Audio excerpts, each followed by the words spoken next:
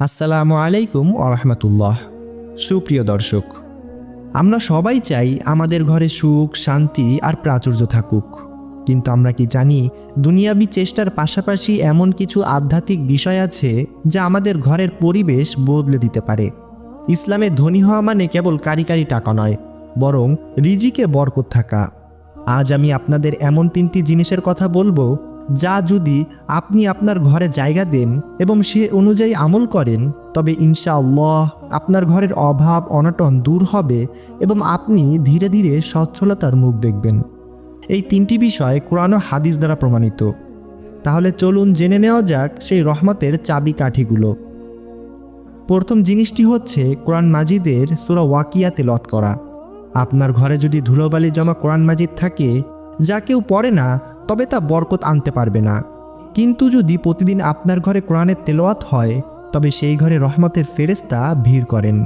বিশেষ করে সূরা ওয়াকিয়া সম্পর্কে একটি অত্যন্ত শক্তিশালী বর্ণনা রয়েছে।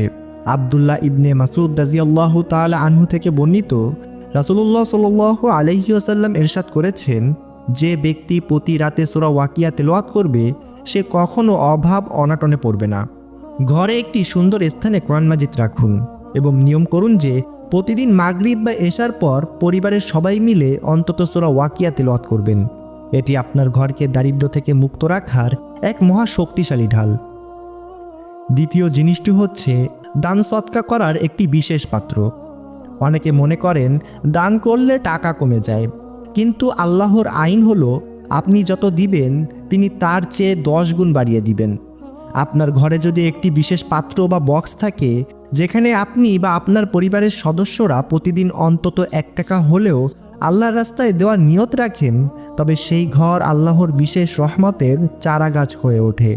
কোরআনে আল্লাহ তাআলা বলেছেন, কে সেই ব্যক্তি যে আল্লাহকে কর্জে হাসানা বা উত্তম ঋণ দিবে, অতঃপর তিনি তার জন্য তা বহুগুণে বৃদ্ধি করে দিবেন। সূরা বাকারা আয়াত নম্বর 245। রাসূলুল্লাহ সাল্লাল্লাহু আলাইহি ওয়াসাল্লাম বলেছেন, দান সদকা সম্পদ কমায় না বরং বৃদ্ধি করে। প্রতিদিন সকালে যখন আপনি ওই বক্সে কিছু টাকা রাখবেন, তখন ফেরেশতারা আপনার জন্য দোয়া করেন, হে আল্লাহ, এই দানকারীকে আপনি প্রতিদান দিন এবং তার সম্পদে বরকত দিন। ঘরকে ধনী বানানোর 3 নম্বর এবং সবচাইতে কার্যকর উপায় হলো ঘরে ইস্তেগফার বা ক্ষমা প্রার্থনার পরিবেশ তৈরি করা। ইস্তেগফার কেবল গুনাহ মাফ করে না, এটি সরাসরি রিজিকের চাবিকাঠি। সূরা নূহে আল্লাহ তাআলা হযরত নূহ আলাইহিস সালামের মুখে ইস্তেগফারের চমৎকার ফলাফলের কথা বর্ণনা করেছেন।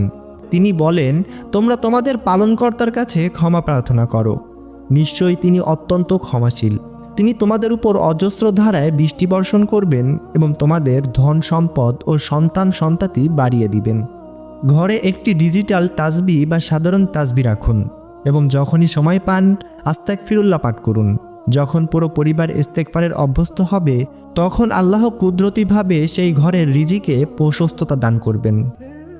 প্রিয় ভাই বোনেরা, রিজিকের মালিক একমাত্র আল্লাহ তাআলাই। আমরা শুধু তার শেখানো পথে চেষ্টা করতে পারি। আজই আপনার ঘরে এই 3টি জিনিসের চর্চা শুরু করুন। দেখবেন খুব অল্প সময়ের মধ্যেই আপনার অভাব দূর হতে শুরু করেছে এবং অভাবনীয় জায়গা থেকে আপনার কাছে রিজিক আসতে শুরু করেছে। আল্লাহ তাআলা আমাদের সবাইকে হালাল রিজিকের বরকত দান করুন এবং অন্যের মুখাপেক্ষী হওয়া থেকে রক্ষা করুন। আমিন। তো বন্ধুরা, ভিডিওটি ভালো লাগলে সদকায়ে জারিয়া হিসাবে আপনার বন্ধুদের সাথে শেয়ার করুন। দেখা হবে অন্য কোনো ভিডিওতে। আল্লাহ হাফেজ।